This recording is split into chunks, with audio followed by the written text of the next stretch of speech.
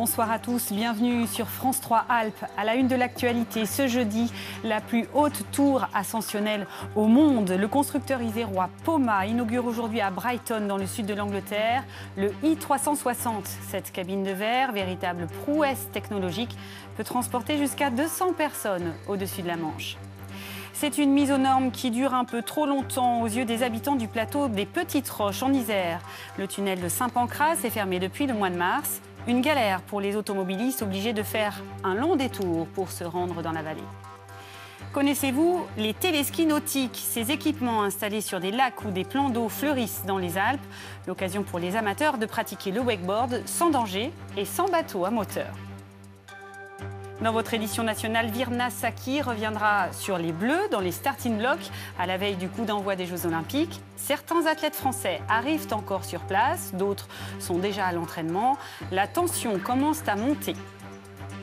Les éleveurs s'enfoncent dans la crise, confrontés à la baisse continue du prix du lait. Ils n'arrivent plus à faire face. Rencontre avec un couple de producteurs dans la Sarthe. On la surnomme The Donut en raison de sa ressemblance avec la fameuse pâtisserie. À Brighton, station balnéaire prisée des Britanniques, la plus haute tour ascensionnelle au monde ouvre ses portes aujourd'hui au public. Un exploit technologique signé Poma. L'entreprise iséroise est l'un des leaders mondiaux du transport par câble. Sophie Falsecki et Benjamin Métral. Le i360, la nouvelle attraction de Brighton. La station balnéaire britannique a toujours été à l'avant-garde. À la fin du 19e siècle, elle proposait aux touristes de marcher sur l'eau sur ce ponton. Aujourd'hui, elle propose de marcher dans le ciel. Et on se croirait dans un hélicoptère avec le... Oh là là là là. Vitesse de croisière 40 cm par seconde, la nacelle monte jusqu'à 138 mètres. À la clé, une vue à 360 degrés sur la côte anglaise. Pour ses créateurs, l'i360 s'inscrit dans la continuité du London Eye, la roue géante qu'ils ont conçue à Londres. On s'est dit, ce que cherchent les gens, c'est vraiment pas une grande roue, mais c'est l'expérience que donne quelque chose comme le London Eye. Alors on a redessiné la roue et ça se trouve que c'était une tour du i360. Le i360, une prouesse technologique made in Rhône-Alpes. Le groupe Poma, leader mondial du transport par câble, a conçu la capsule en verre qui peut accueillir 200 personnes et le mécanisme, une technique unique au monde. On n'est pas du tout dans le principe de l'ascenseur, on est dans le principe plutôt du téléphérique vertical, puisqu'il y a cet effet, j'allais dire, de câble qui monte et qui descend, technologie, savoir-faire directement issu de nos références du Vanoise Express et du Roosevelt Island à New York.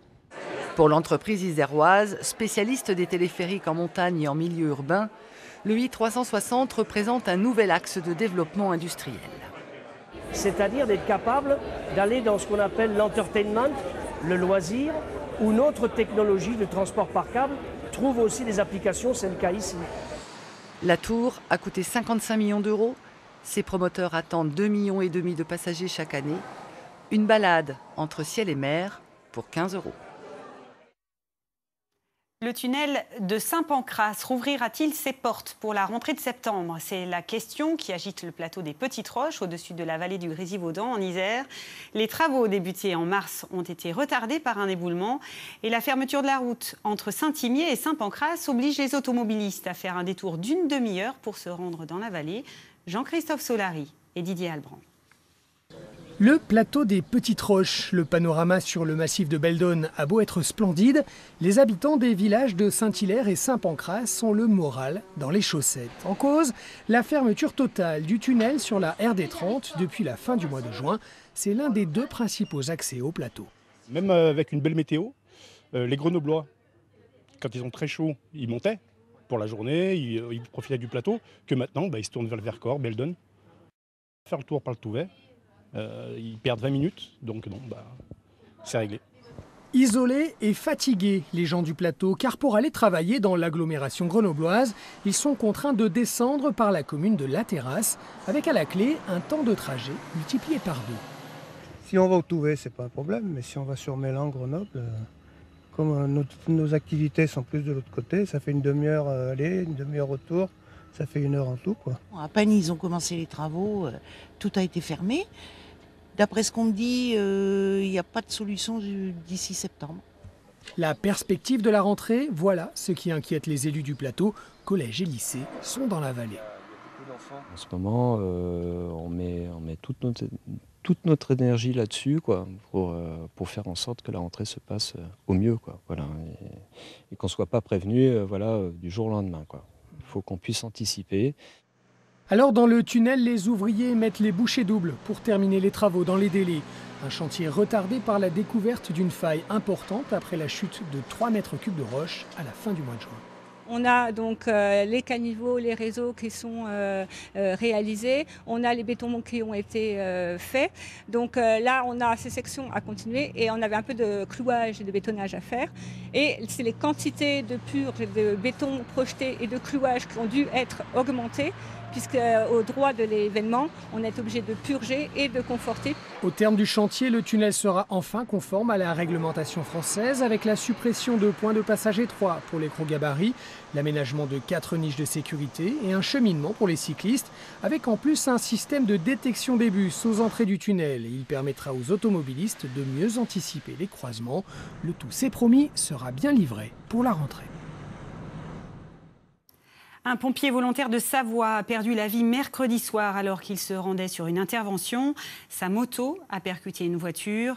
Le jeune homme, âgé d'une vingtaine d'années, est décédé avant l'arrivée des secours.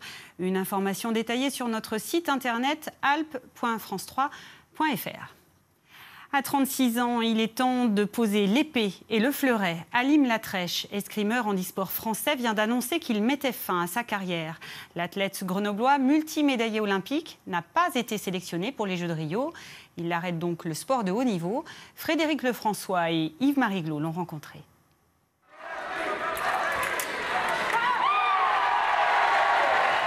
J'ai décidé d'arrêter ma carrière suite à déjà ma non-sélection pour les Jeux de Rio. Et en plus parce que ça fait quelques années que je suis sur le circuit et je voulais raccrocher le sport en haut niveau. Après avoir croisé le fer sur les pistes du monde entier, Halim Latrèche range épée et fleuret au fourreau. Après plus de 10 ans d'assaut au plus haut niveau, rideau. Avec le sentiment du devoir accompli, même si une dernière touche au Brésil lui aurait fait plaisir. Je suis frustré et d'autant plus que je me suis pas mal donné ces dernières années pour essayer de me sélectionner. Ça n'a pas payé, mais quand je regarde derrière mon parcours, c'est vrai, j'ai participé aux Jeux d'Athènes, de Pékin et de Londres. 3 Paralympiques au compteur et des kilos de médailles autour du cou de toutes les couleurs, en solo ou par équipe, à l'épée ou au fleuret. Un palmarès auquel il faut rajouter aussi les titres mondiaux. Mais tout ça, c'est du passé. Désormais, Halim va profiter du sport sans compétition. Place aux soirées tranquilles devant la télé. Ça va commencer avec la cérémonie d'ouverture des JO, sans oublier les Paralympiques dans un mois. Dès le 7 septembre, j'invite un peu tout le monde aussi à suivre également les Paralympiques et nos amis de l'équipe de France, quelle que soit l'activité, de toute façon, les suivre et les soutenir dans ces Jeux. Halim Latrèche ne verra pas la flamme de Rio, mais dans sa tête, celle du sport brûle toujours, et pour longtemps encore. C'est une activité en vogue. Le wakeboard attire de plus en plus de monde. Pour le pratiquer sans bateau à moteur, des téléskis nautiques ont été installés ces dernières années sur de nombreux lacs alpins. Un plan d'eau au milieu de la nature, un câble pour se faire tracter. Le dispositif est simple et les sensations de glisse sont réjouissantes. Grégory Lespinasse et Dominique Bourget. 8 h du matin, en plein cœur des Bauges, la journée vient de commencer.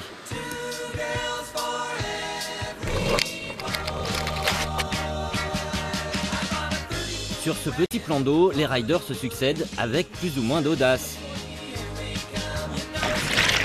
C'est super, on a attaqué le boulot, une petite session histoire de bien se réveiller. Et puis dans une demi-heure on va redescendre et puis on va attaquer une bonne journée. C'est important de garder ses bras tendus et de rentrer les... L'année dernière, Simon et son associé sont tombés amoureux de ce petit coin de paradis. Ils y ont installé ce téléski nautique nouvelle génération. Un câble sur lequel évolue une seule personne à la fois qui permet de rendre le wakeboard accessible à tous. On a la télécommande avec la marche avant, la marche arrière, le variateur qui est super important aussi. Parce que là, nous, on va gérer cette vitesse. On va pouvoir regarder tous les défauts de la personne, comme là, elle regarde ses pieds. Alors, ce qui se passe là, c'est qu'on a les bras comme ça. Ce qu'il faut, c'est tout le temps avoir ses bras tendus. Le regard, on regarde loin, devant. Je crois que vraiment, si tu écoutes bien, tu peux y arriver à les faire bien. Mais après, c'est compliqué. C'est vrai que les faire après eux, avec ces sauts et tout, c'est pas la même chose, mais bon, ça va. Encore confidentiel il y a quelques années, le wakeboard séduit aujourd'hui tous les publics avec des sensations de glisse assurées. Ce qui se rapproche le plus du wake, c'est le snowboard. Donc voilà, vu qu'on a des stations de ski un peu partout, oui, ben, comme ça, l'été, ça leur permet justement de s'entraîner encore sur de la glisse. Simon, lui, dès qu'il a 5 minutes, se fait volontiers une session de wake skate. C'est une planche en bois avec justement un grip. Donc grâce à ce grip-là, voilà, on arrive à avoir une certaine accroche, comme le skate normal à roulette, mais sauf que là, on l'utilise pour aller sur l'eau. Et puis, bon, c'est un peu plus technique, mais c'est quand même ouvert à tout public. Allez, avis aux amateurs. 4e épisode de notre série consacrée au lac Léman, frontière entre la France et la Suisse. Ce soir, Ingrid Pernet-Duparc et Serge Voretz nous emmènent au bout du lac découvrir la première embouchure du Rhône, là où le fleuve se jette dans le Léman.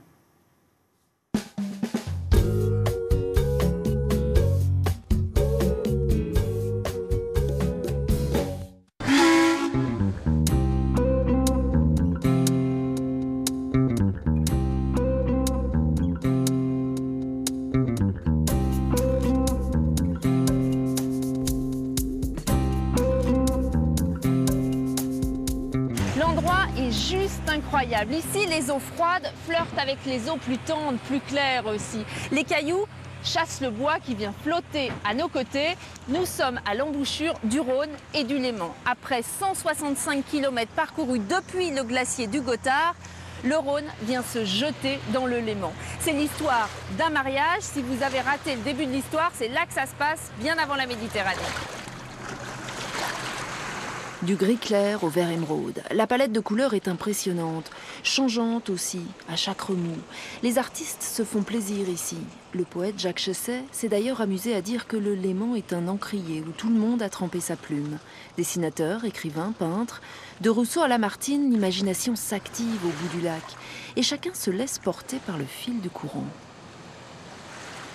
On va chercher, on va trouver des formes. De toute façon, le bois flotté, c'est un petit peu comme quand on se couche dans l'herbe puis qu'on regarde les nuages, puis que les nuages se transforment, puis que ça devient un caniche qui va bouffer le chat de la mamie, etc.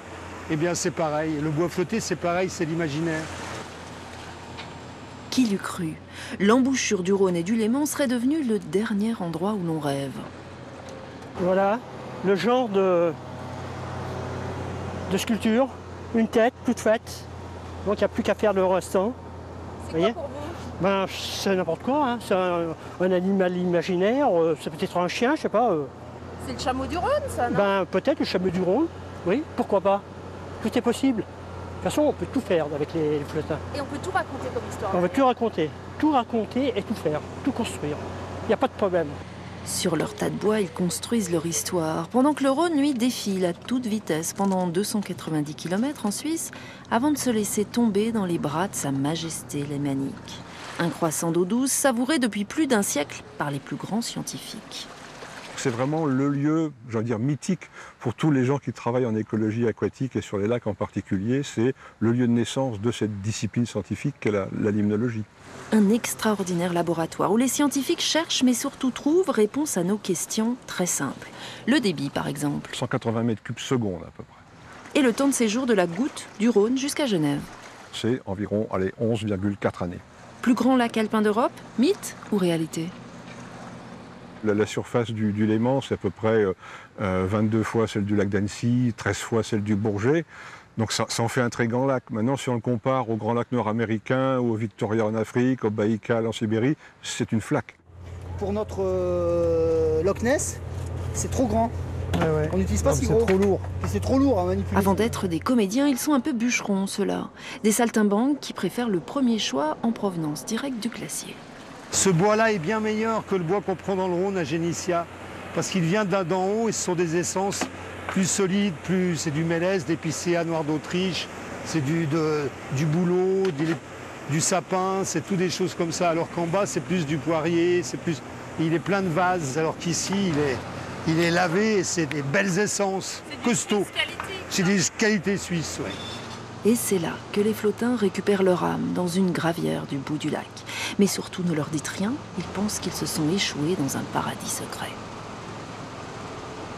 Demain, direction Genève, le bout du lac, derrière nous à 72 km. Nous ferons des bornes ensemble, histoire de comprendre à quoi peuvent bien servir ces bornes frontières, véritables petits monuments historiques installés entre le canton de Genève et la France. C'est une tradition ancestrale que l'on avait un peu abandonnée. La ville de Saint-Jean-de-Maurienne, en Savoie, l'a remise au goût du jour. La fête du pain est célébrée chaque premier jeudi du mois d'août depuis 19 ans. Maxence Regnault et Bernard Portugal ont assisté pour nous aux festivités. Un pain en forme de main, celle de Saint-Jean-Baptiste, celle du bénisseur. Voilà le symbole de la fête du pain de Saint-Jean-de-Maurienne. Un pain de 20 kilos créé cette année par David Boudin. Le boulanger n'a d'ailleurs pas dormi depuis 23 heures hier soir. Le trissage, c'est assez rapide. Après, il faut le laisser lever en bac, l'étaler sur le tapis d'enfournement. Et cuisson, c'est le plus long. 2 bonnes heures. Puis de sortir du four aussi, parce que des fois, ça m'est déjà arrivé qu'il reste coincé dans le four. Il fait trop épais. C'est la 19e année consécutive que cette main de pain vient trôner sur la place de Saint-Jean-de-Maurienne. Mais depuis 2 ans, la nouveauté se trouve à quelques pas d'ici. Désormais, les 5 quartiers de la ville présentent un pain de leur recette, au Beaufort, aux céréales, ou même un peu sucré. C'est un vrai challenge pour eux. Voilà, c'est moi qui vais faire le meilleur pain, c'est moi... En plus, tout ça est top secret. Ils ne dévoilent pas leur recette, comme je l'ai dit tout à l'heure. Et voilà, c'est un beau moment. Mais alors, pourquoi chaque année Saint-Jean-de-Maurienne se transforme en boulangerie à ciel ouvert? La raison est historique, avec la communion de 2 traditions anciennes, la vénération des reliques de Saint-Jean-Baptiste et la fête du pain, qui avait disparu. Aujourd'hui, on dit gagner son beefsteak. Autrefois, on gagnait son pain à la sueur de son front. Et de toute façon, dans les prières, on demande encore au Seigneur son pain quotidien. Donc c'est vraiment l'alimentation de base. Et quand on partage le pain avec quelqu'un, on est un copain. Les bons copains de Saint-Jean-de-Maurienne ont déjà prévu de se retrouver l'année prochaine. Et ça tombe bien, ensemble, ils fêteront leurs 20 ans. Eux n'ont plus 20 ans, les bâtisseurs d'éternité. C'est le titre de la toute dernière exposition présentée au musée de Saint-Antoine-l'Abbaye en Isère. Sur ce site remarquable, vous pourrez découvrir comment des générations d'œuvriers ont bâti les cathédrales médiévales. L'occasion aussi d'aborder les mystères de cette église abbatiale iséroise. Un voyage dans le temps signé Jean-Christophe Pain et Vincent Abran.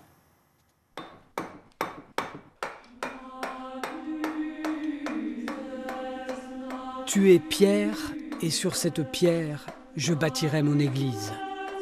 Ainsi parle le grand architecte de l'univers. Dès le XIIe siècle, dans les textes sur les toiles, c'est lui que servent tous les bâtisseurs. De l'arche de Noé à la tour de Babel, de l'orgueilleuse Sodome à la resplendissante Jérusalem. Dans les manuscrits, on voit Dieu doté d'un compas. Pour quelle raison? Tout simplement parce que dans le livre des Proverbes, il est dit « J'étais là lorsque Dieu traça un cercle sur l'abîme ». Le compas, l'équerre, le marteau vont se transmettre jusqu'à nos jours pour édifier la grande œuvre. D'œuvrier en œuvrier, de compagnon en compagnon, sculpteurs, verriers, maçons. Sur le chantier, ils ne sont pas si nombreux, mais tous sont des experts de l'art du trait. Ils ont le geste sûr, ils bâtissent pour l'éternité. Pour travailler sur ces bâtiments, On ne peut pas le faire sans une certaine spiritualité, une recherche spirituelle. Quand on travaille sur ces bâtiments, je veux dire peut-être moi en particulier, j'ai toujours travaillé pour un commanditaire qui n'est pas terrestre. Pour un commanditaire qui est un peu au-dessus de ça, si vous voyez de qui je parle. Voilà, d'ailleurs, ils sont en train de... Voisine de l'atelier, l'église abbatiale de Saint-Antoine, bâtie entre le XIIe et le XVe siècle, n'a pas encore livré tous ses secrets. Il y a encore quelques découvertes à faire dans l'église abbatiale, ça c'est une évidence, et que seules, dirais-je, certaines analyses scientifiques, si nous arrivons à les conduire à leur terme, pourront révéler. En septembre, des physiciens, des archéologues, des historiens tenteront d'élucider les mystères de Saint-Antoine en utilisant les techniques les plus modernes, parce que l'art de la pierre est un art vivant. On s'appuie sur des traditions anciennes, mais pour faire le présent, pour vivre en tant qu'individu maintenant, et pour faire l'avenir. Sinon, ça n'a pas d'intérêt. C'est comme si on avait un trésor, puis que le trésor, on le garde, on le met dans un coin. Si ça ne sert à rien, il est perdu. Hein. Claude Chevènement, dit Bourguignon la Liberté, a formé des dizaines d'œuvriers. Les 6 et 7 août, avec son fils et d'autres compagnons, il animera un chantier pédagogique au pied de l'église abbatiale, dans le cadre de la fête médiévale. Voilà, c'est la fin de cette édition. Tout de suite, votre agenda culturel et l'édition nationale. Prochain rendez-vous avec l'information régionale demain à 11h55, ici même. Je vous souhaite une excellente soirée sur France 3.